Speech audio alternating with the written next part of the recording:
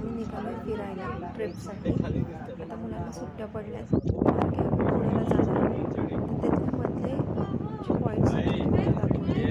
आता पावणे किती छान तर जेवण आम्ही घरूनच घेऊन गेलो होतो।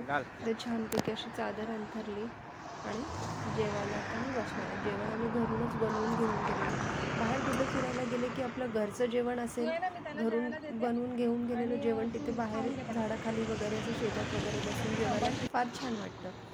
बघा मी पुलाव बनवून नेलेला होता आणि बाकीचं थोडं थोडं आपलं होतं।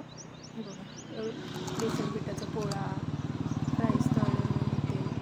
त्यामुळे आता जेवलो वगैरे आणि आम्ही आता पुढे निघालो। आता आम्हाला जिथे पोचायचं होतं तिथे आम्ही पुण्यामध्ये पोचलो होतो। तर तिथे बघा जांभळाची झाडं होते। आम्ही कैऱ्या पण बघत होतो, पण आता झाडांना काही एवढं कैऱ्या राहिल्या नाही आहेत, म्हणून तिथे जांभूळ मिळाले। आम्ही भरपूर जांभळं तोडली। बघा हाताला येतील अशी जांभळं होती। आपल्या हाताने तोडून खाण्याची एक वेगळीच मजा असते। तिथे पप्पांनी एक मोठी अशी काठी तयार केली होती, ते त्या काठीने जांभळं आणि खाली चादर अशी पसरवून त्याच्यामध्ये आम्ही जांभळं कॅच पकडतो। आम्ही लहानपणी अशी जांभळं भरपूर तोडली आहेत। वरून एकाने तोडायची, टाकायची आणि खालून कॅच पकडायची। तर त्याची एक वेगळीच मजा असते।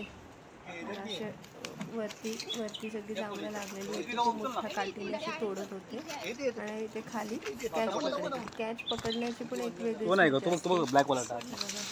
अशा पद्धतीने कॅच पकडतायत जांभळांचं।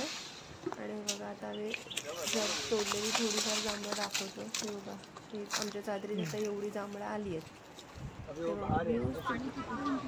पाऊस पडला आहे ना, म्हणून व्ह्यू इतका छान वाटतो ना, थोडा थोडा पाऊस पण पडतोय। आणि हा बघा आता खंडाळा घाटामध्ये छोटासा धबधबा पण दिसतोय। बघा सीझनचा हा पहिला धबधबा आहे। तिथे आम्हाला घाटामध्ये एक कॅमल पण दिसला, उंट दिसला, त्याच्यावरती मुलींनी बसून मज्जा केली।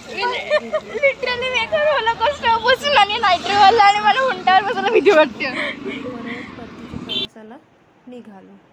कसा वाटलं तुम्हाला हा व्लॉग नक्की सांगा। हा पावणा लेकचा दाखवते।